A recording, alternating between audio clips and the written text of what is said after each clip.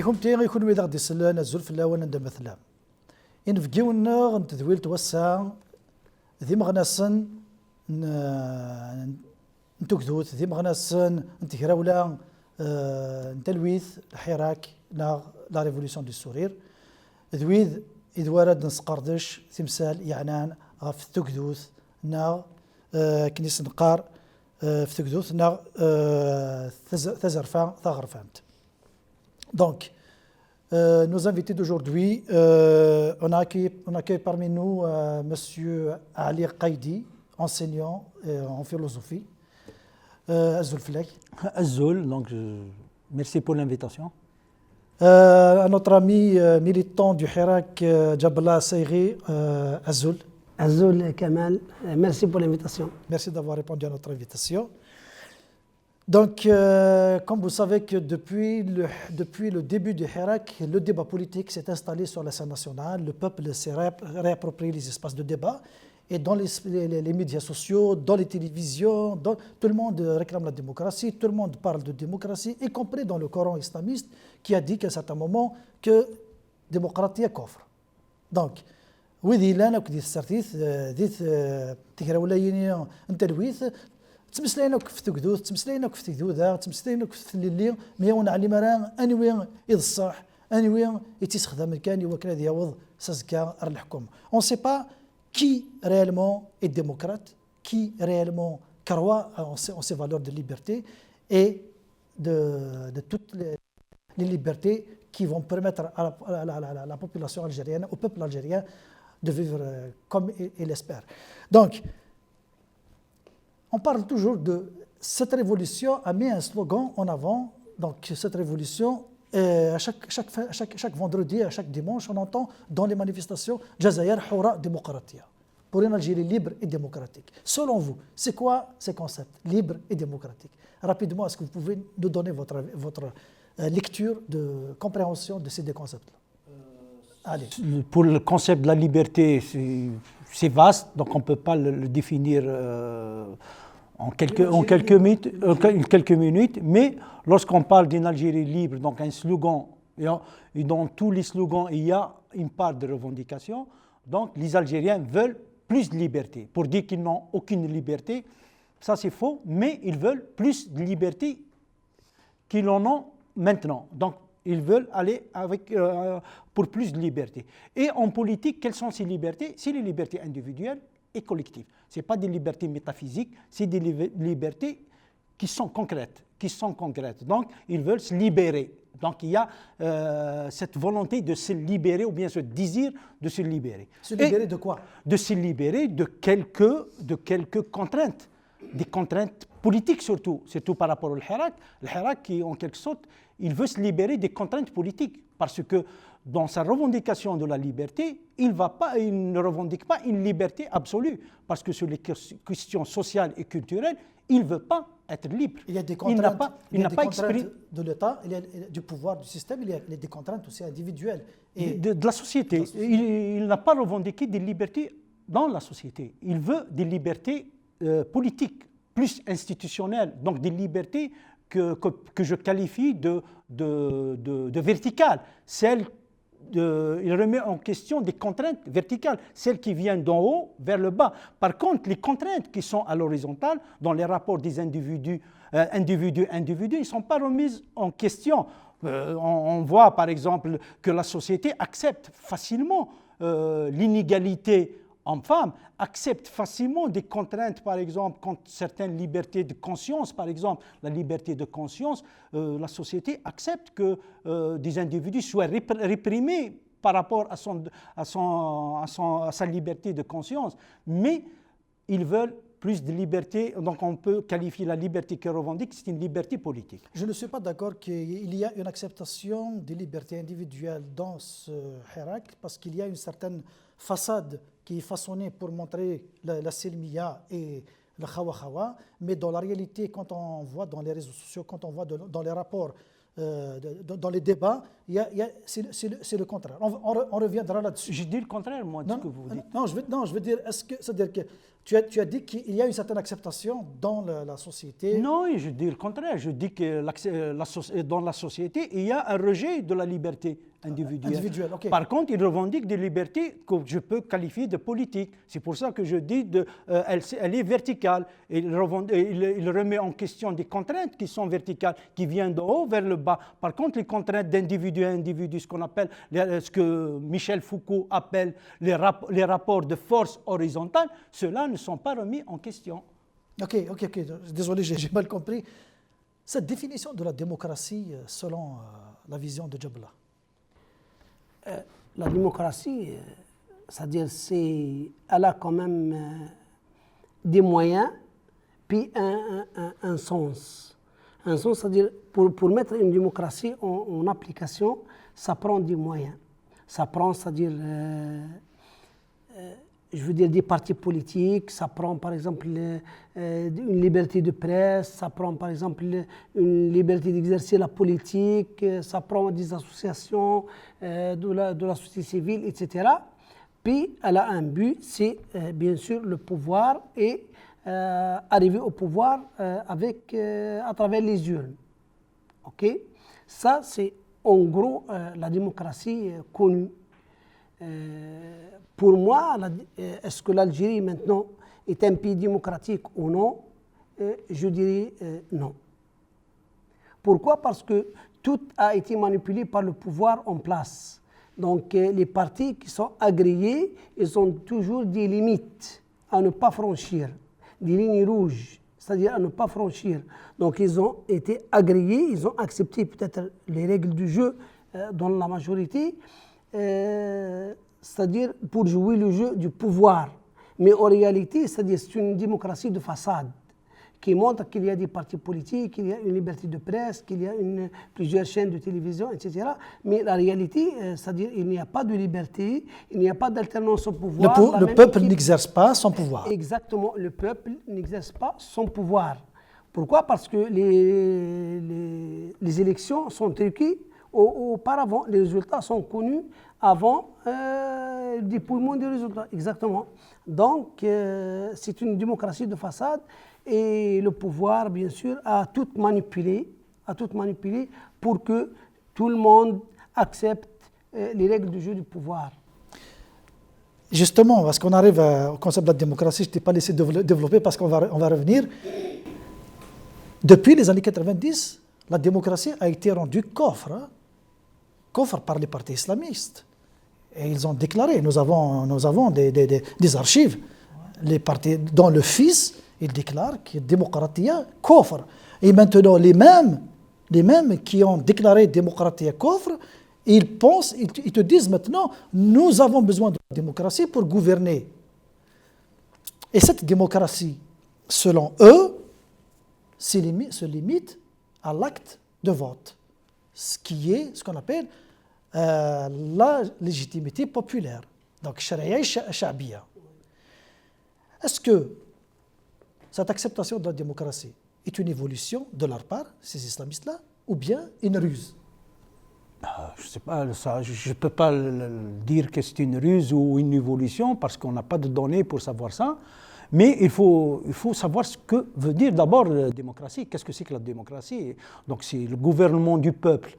Mais la conception de la démocratie, elle a évolué depuis les Grecs jusqu'à aujourd'hui. On est passé d'une démocratie directe chez les Grecs à une démocratie, ce qu'on appelle représentative. Et aujourd'hui, même la démocratie représentative, dans les pays occidentaux de tradition démocratique, elle est remise en question. Ils veulent y aller vers plus de démocratie, pas vers moins de démocratie. Donc, revenir en quelque sorte à l'idéal de la démocratie directe. Donc, de se rapprocher de cette démocratie où le gouvernement est vraiment le gouvernement du peuple. Donc, par exemple, ce que vous venez de dire, la démocratie participative. Ça veut dire le peuple, il est tout le temps, en quelque sorte, c'est lui qui décide de la gestion de la cité. Mais chez nous, déjà, on a, avec l'ouverture démocratique de 89, avec la constitution de 89, qui était une constitution pluraliste, elle a ouvert en quelque sorte la scène politique pour l'émergence de courants et de partis politiques autres que l'FLN qui étaient au pouvoir. Mais dans cette ouverture-là, il y avait un courant. Il y avait un courant, et qu'il existe ce courant, c'est le courant islamiste. Il était contre la démocratie. Pour lui, la démocratie, c'est une production occidentale. Elle remet en question nos convictions religieuses. C'est une menace pour nos convictions religieuses. Pourquoi? Parce que la démocratie ouvre des libertés. Elle donne la liberté de conscience, elle donne les libertés individuelles.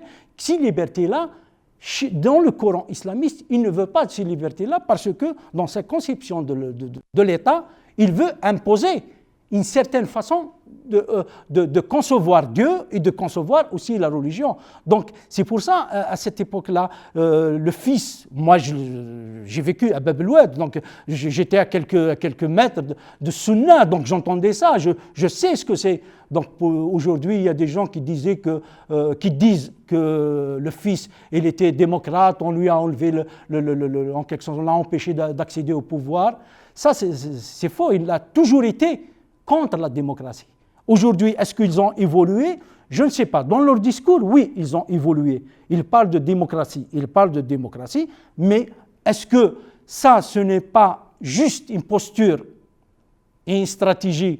Parce que lorsqu'ils nous parlent de démocratie, ils nous disent نفريوها اليوم نفروا ثوره واحد ذي سميتها صغار de pouvoir من بعد نروح les élections. Non, نفروا ثوره en construisant une démocratie. Après, on va y aller aux élections. Les élections, ce n'est qu'un moyen, parce que dans une démocratie, dans la définition de démocratie, même si on va chez les Grecs, même Montesquieu, il a parlé de ça, la démocratie, elle n'est pas les urnes seulement. Il y a aussi le tirage au sort. Le tirage au sort fait aussi partie des moyens de la démocratie. Donc le tirage au sort aussi. Donc il n'y a pas que l'urne qui est un moyen pour donner une représentativité au sein du gouvernement. Jabla, tu as une connaissance, je dirais, appréciable de la mouvance islamiste. Comment tu vois, est-ce que c'est une évolution en acceptant la démocratie ou parce qu'ils sont en train de la définir à leur façon pour, soi-disant, l'utiliser comme ruse d'arriver au pouvoir? Regarde, Kamel, la mouvance islamique ou bien le courant islamiste n'est pas unique. Il y a beaucoup de divergences à l'intérieur du Coran lui-même. Donc ça va comme de la gauche jusqu'à la droite.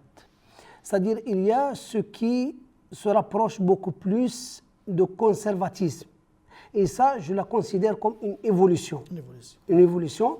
Pourquoi? Parce que ils ont accepté la démocratie comme un processus, puis ils acceptent les règles du jeu démocratique.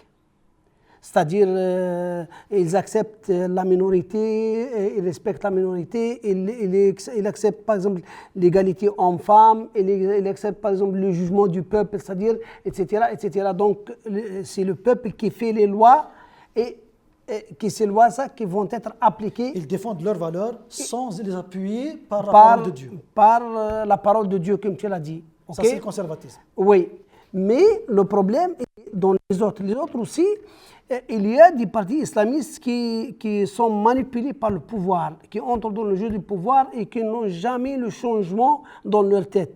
C'est un changement à l'intérieur du système. Donc, ils font partie du jeu du système. Il y a aussi la confrérie, les frères musulmans. C'est justement la conception des frères musulmans. La conception des frères musulmans, c'est qu'ils ne peuvent pas aller jusqu'à la rupture. Okay? Ils veulent toujours aller. Et le dernier discours que j'ai entendu la semaine passée du président de Hams, il va dans ce sens. Il a dit, nous, on ne veut pas la rupture avec le pouvoir. Plutôt parce qu'il voit que la transition, c'est-à-dire progressivement, elle doit passer par la participation au pouvoir, etc. Ça, c'est leur point de vue. Okay? Et ça, c'est un grand problème. Ce n'est pas pour protéger les acquis idéologiques que le système a déjà mis en place? Non, pas du tout. Non, pas du tout, je ne pense pas. Mais par exemple, les plus dangereux dans le Coran islamiste, c'est ce qu'on appelle les salafistes. Les salafistes et précisément ce qu'on appelle le madakhila. Ces gens-là présentent l'appui essentiel du pouvoir. Pourquoi? Parce qu'ils interdisent la sortie ou bien l'opposition au pouvoir. Il dit, c'est-à-dire لا تخرج على الحاكم. لا تخرج على الخروج على الحاكم. الخروج على الحاكم لا يجوز. Donc, si tu sors contre le pouvoir, si tu exerces l'opposition au pouvoir, pour eux, tu commis un péché extrême. Est-ce que c'est réel? C'est non. admissible? Non, mais ce n'est pas admissible. Mais ça existe comme courant. Mais ça existe. Et le pouvoir, bien sûr, il les manipule. Il les manipule bien, il leur donne beaucoup de moyens. Et beaucoup, même par exemple, tu vois, dernièrement, par exemple, l'affaire du Jebel Khir. C'est ce genre, c'est cette matrice-là qui a posé plainte contre Jebel Khir, par exemple, parce que eux autres, ils pensent que l'islam, c'est les premiers siècles. Donc, c'est le 1er et le 2e siècle. Depuis la venue de l'islam. Donc, on doit revenir 12 siècles en arrière et on doit, c'est-à-dire s'inspirer des fatwas, des fuqaha de cette période-là. Est-ce que c'est une croyance réelle en l'islam archaïque, ils sont coincés dedans, ou bien c'est une ruse pour utiliser ça dans le sens de manipuler le peuple et de maintenir sur la soumission? Non, manipuler le peuple, non, c'est une croyance pour eux. Je pense que c'est une croyance pour eux. Et est-ce que maintenant, bien sûr, comme je dis, le pouvoir, ils les utilisent, ils les manipulent à fond. Ils leur donnent les moyens, ils leur donnent tous les outils nécessaires. Donc, pour qu'ils dominent, pour qu'ils, à travers les mosquées, à travers les prêches de vendredi, etc., tout ça, c'est pour endoctriner la société. Donc, imagine, les vendredis, tu fais appel à 10 millions d'Algériens avec un seul texte, un seul discours. Qu'est-ce que ça va faire? C'est ça la question qui suit, c'est en parlant de la légitimité populaire. Quand on a une société qui baigne dans un environnement ultra-religieux, et on voit un homme politique qui défend son programme politique, son discours politique en s'appuyant sur des versets coraniques et sur... Est-ce qu'on peut parler de la légitimité populaire devant quelqu'un qui a une longueur d'avance? Il s'adresse à une population croyante, donc on manipule sa crédulité, donc sa croyance, avec les versets coraniques, on s'en va aux élections, il va gagner certainement. Est-ce que vous voyez ça? C'est comme de la légitimité populaire, c'est que la majorité va gouverner.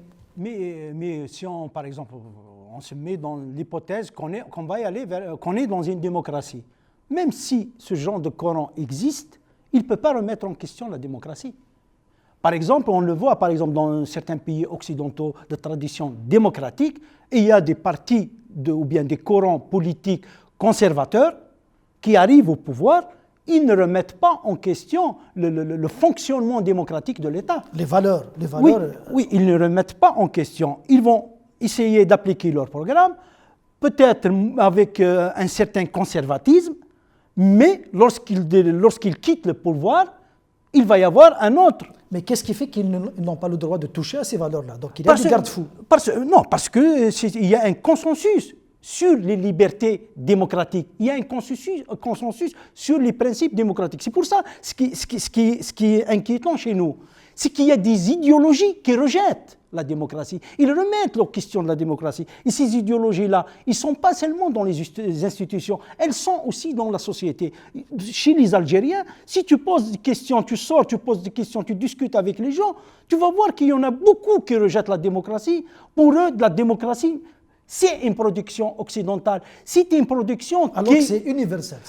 Alors qu'elle est devenue universelle grâce à... En Algérie, nous avons vécu toujours dans un fonctionnement démocratique. Moi, je suis élevé dans un village kabyle. Le comité de village, il est élu démocratiquement. Ça, c'est loin. Ça, c'est loin de toutes les... Mais aussi, il ne faut pas trop idéaliser aussi le comment on mais c'est un fonctionnement démocratique pas vraiment démocratique. Hein, ça ressemble à évoluer, bien sûr, la démocratie. Oui, le principe peut-être il est là, mais c'est pas aussi démocratique que ça. Il y en a que même en France, le pays de la Déclaration des droits de l'homme, la femme elle a commencé à voter qu'en 1945. Donc, ça a évolué. Donc mais on parle d'aujourd'hui. Dans la société algérienne ou bien dans l'État algérien, depuis 1962, la femme participe à la politique. Elle a le droit de participer. Est-ce qu'elle le participe réellement ou pas? Ça, c'est discutable. Mais dans le Tajma'th, elle est exclue. Quand même, il faut le dire. Elle est exclue. Et en plus de ça, on ne va pas faire le débat sur Tajma'th. Oui, ça veut dire qu'on va revenir l'idéaliser comme ça. Oui, mais ça veut dire que la question qui revient actuellement, c'est que nous avons en face un système qu'il faut abattre et nous sommes en recherche d'un consensus pour trouver le moyen de faire un front commun contre ce système.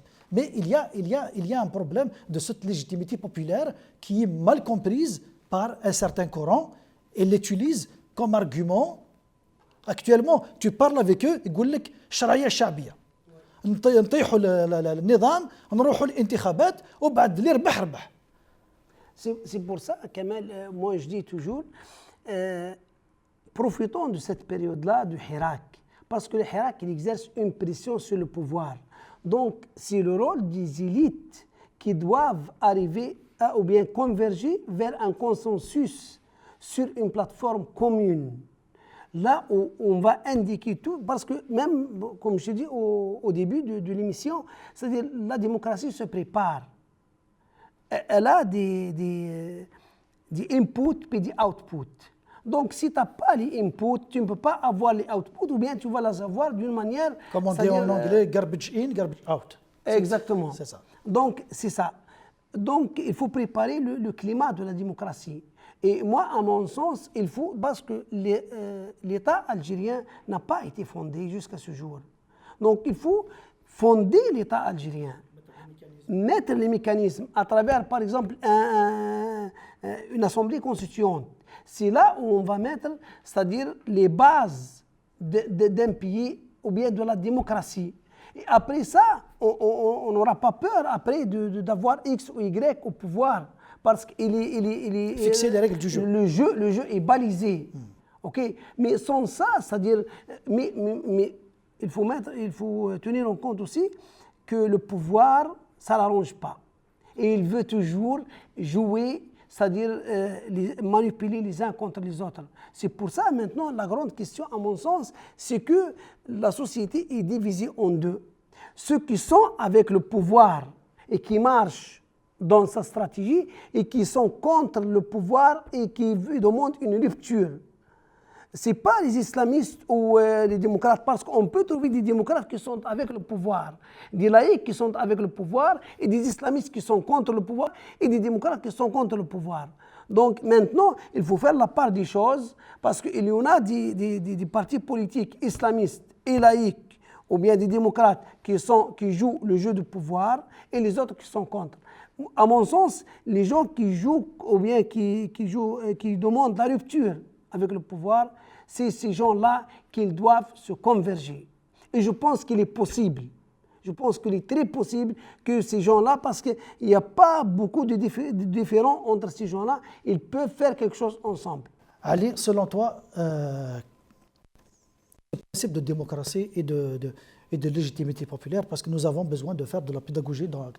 Quel est le moyen efficace pour faire vite dans l'éducation politique de la société? Donc, la démocratie, elle est liée à la démographie et elle est liée à la légitimité populaire. On ne peut pas enlever la légitimité populaire de la démocratie. Démocratie sans légitimité populaire, elle devient une aristocratie. Donc, c'est le peuple qui participe. Donc, mais il faut faire attention dans une démocratie. Il ne faut pas que ça se transforme en dictature de la majorité. Donc, il faut qu'il y ait un respect des minorités. Et cela ne peut se faire que, comme l'a dit notre ami, en fondant un État qui met des balises et des garde-fous concernant les libertés individuelles et les libertés collectives. Lorsque ces libertés individuelles et ces libertés collectives deviennent quelque chose de sacré dans notre État, même n'importe quel parti politique, s'il arrive au pouvoir, il ne peut pas les transgresser. Il ne peut pas les transgresser. Il va gérer son mandat. Si le peuple veut changer le pilote en quelque sorte de l'État par un autre pilote, il faut lui laisser cette liberté. Donc il faut une acceptation. Cela, il doit se faire à deux niveaux, les partis politiques, mais aussi la société. Il faut que la société accepte la démocratie. Il faut que la société va vers vraiment de la démocratie et non pas rester dans le slogan seulement oui, le Jazair Hurra Demokratia, mais en fin de compte, au fond, si tu lui dis qu'est-ce que ça veut dire pour vous la démocratie, il va la réduire à une simple possibilité de jeter un bulletin de vote dans une urne. Ce n'est pas ça la démocratie, c'est plus vaste que ça, c'est plus une culture qu'une façon de gouverner. Certainement, parce que l'éducation sur toutes ces valeurs-là, le système a fait tout pour que ça oui, n'ait pas. Il a déjà offert l'école, il a offert la société au wahhabisme avec tous ces penseurs qu'il a financés, qu'il a ramenés ici pour inculquer les idées, donc islamiser la société. On n'est pas contre l'islam, on n'est pas contre la religion, mais on est contre l'utilisation d'un certain courant religieux archaïque pour gouverner. Mais dans ce cas-là, il faut parler aussi de la séparation de la religion de l'État. Parce qu'on ne peut pas y aller vers une démocratie sans séparer la religion de l'État. J'arrive à cela justement parce que à ce courant wahhabite qui ronge notre société, nous avons des penseurs. Harkoun, Mohamed Harkoun, nous avons Saïd Jabel Khair, nous avons d'autres que peut-être que je ne connais pas, mais il y en a des penseurs. On ne leur donne pas les plateaux de télévision pour s'exprimer, pour justement participer à l'éducation politique de la société. Et nous avons aussi un Syrien, Mohamed Chahrour. Donc, comme j'ai dit, on a des penseurs qui pensent la religion, mais qui sont convaincus de la séparation de la religion de la politique, pour la préserver de toutes les manipulations. Et est-ce que ces penseurs-là, ils ont réellement de l'impact sur la société? Et sinon, comment faire pour que ces penseurs-là, leurs idées atteignent les masses pour casser ce qu'a fait le wahhabisme? Le débat est très vieux, hein. C'est-à-dire c'est pas récent, ok? Ouais. Sauf que la question est très pertinente aussi. Comment casser? Moi, à mon avis, il y a deux... comme avant la chute du pouvoir et après la chute du pouvoir. Maintenant, dans notre Hirak, le Hirak, il a donné beaucoup à cette question-là. C'est-à-dire, c'est ouvrir le débat sur toutes les questions. C'est-à-dire parce que le système, il a mis beaucoup de choses comme tabou. Donc il faut casser ces tabous-là, il faut discuter de la liberté, il faut discuter de la démocratie, il faut discuter de la laïcité, il faut discuter de la position de la femme, de l'égalité de la femme et homme, etc. etc. Donc il faut pas peur du débat et de la discussion, il faut en discuter et discuter beaucoup. Il faut utiliser les différents réseaux sociaux, il faut utiliser les différentes, c'est-à-dire plateformes, etc. C'est ce qu'on a, il faut lire beaucoup, c'est une question de pédagogie, il faut lire, il faut donner des arguments, il ne faut pas peur du débat. Il faut pas mais le système, il a peur du débat, il est en train d'attaquer Saïd Jabel Khair. Exactement. Mais non, il faut qu'on dise, il faut qu'on parle, il faut qu'on dise aussi de ne plus faire peur du débat, premièrement. Mais une fois, parce que c'est une question de pédagogie, donc normalement, c'est l'école. Comme on n'a pas le contrôle sur l'école, c'est le pouvoir qui le contrôle, il met tout ce qu'il veut là-dedans, c'est là où ça devient... Mais après la chute du pouvoir,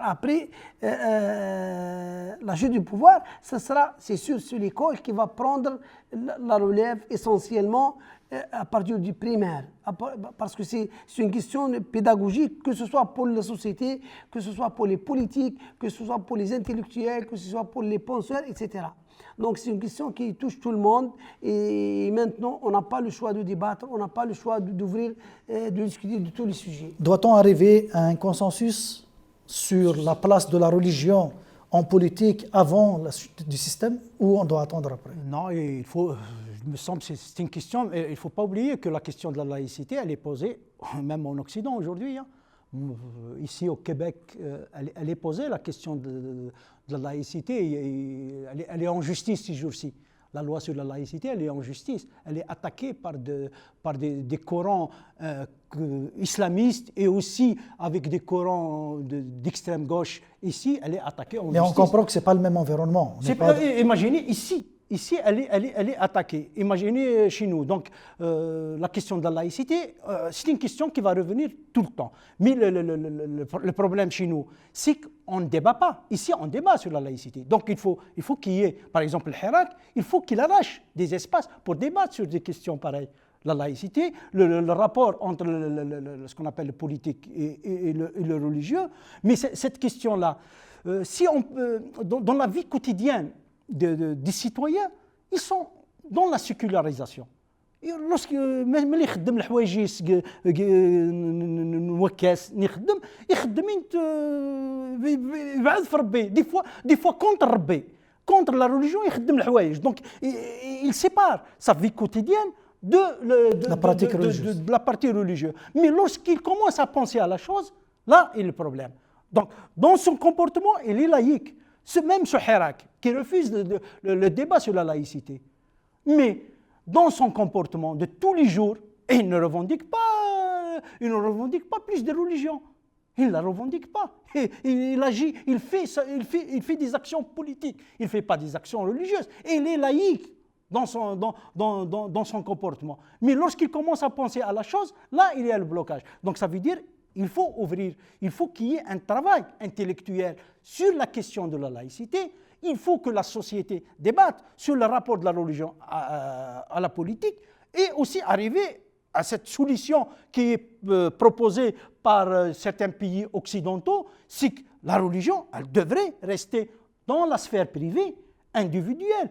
Parce que dans un État laïque, on ne va pas t'obliger à laisser ta religion. Au contraire, on va respecter ta religion. Mais ça allez, on le sait que le système, à chaque fois qu'il y ait un concept nouveau, il tente de le diaboliser et de retourner la population contre celui qui l'a aimé. Donc, la laïcité en Algérie, ça ne pose pas de problème de discuter sans citer le concept. Depuis 1962 jusqu'à la constitution de 1989, l'État algérien a été laïque.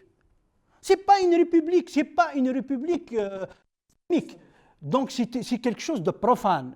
Dans ses fondements, l'État, si on prend la Constitution, dans l'histoire de l'État algérien, ses fondements sont laïques. Il ne ressemble à rien en fait. Régime algérien. Mais c'est un mix de tout. C'est un mix de tout, c'est ça, exactement. Non, mais ce n'est pas une théocratie.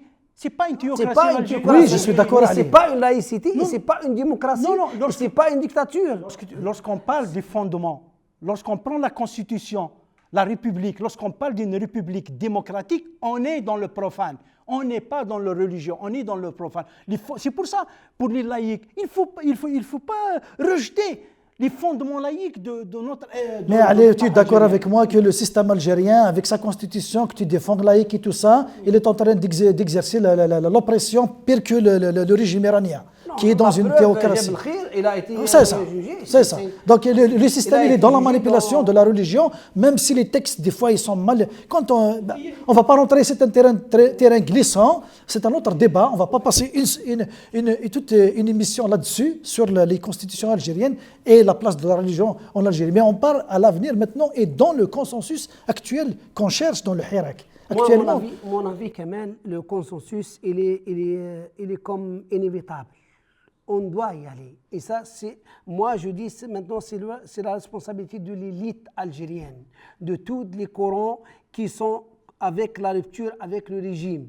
Parce que comme je t'avais dit, moi je dis, il y a ceux qui veulent entrer dans le jeu du régime, j'en parle pas. Pour l'instant, les gens qui sont pour la rupture avec le régime, ces gens-là, ils ont l'obligation de se mettre d'accord et sur une plateforme commune, sur des valeurs communes qui vont servir de balise pour l'État algérien, futur État algérien. C'est inévitable et ils n'ont aucune, c'est-à-dire excuse pour son passé du moment que le Hirak il est sur le terrain, il exerce la pression, c'est le moment ou jamais. Si on rate cette occasion-là, peut-être ça va nous prendre encore 50 années. Le problème de l'élite, c'est qu'elle a peur de blesser le peuple, elle a peur de dire les choses telles que, sinon elle a peur de la réaction du peuple. l'élite n'a pas le courage. En Algérie, moi je le dis, l'élite n'a pas le courage de dire ce qu'elle pense. Mais l'élite, lorsqu'on parle d'élite, ça veut dire on parle d'une classe d'intellectuels influente sur la société. Non, on n'a pas une élite dans ce sens-là.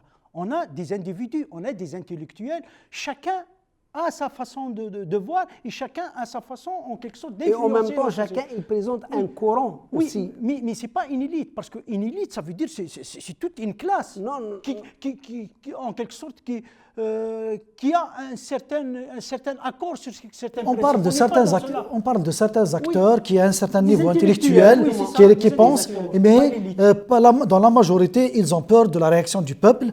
Ils ne font pas leur rôle dans Parce que ce n'est pas une élite, parce que c'est des individus. Par exemple, aujourd'hui, si je dis quelque chose dans cette émission, tout le monde va me tomber dessus et personne ne va me soutenir, parce qu'on n'a pas ce corps d'élite. Exact. Donc je suis un individu, un intellectuel. Je pense qu'ils vont se soutenir. Jebel Khir a été soutenu par une large, c'est-à-dire majorité, majorité de la population. Ça commence c'est sûr.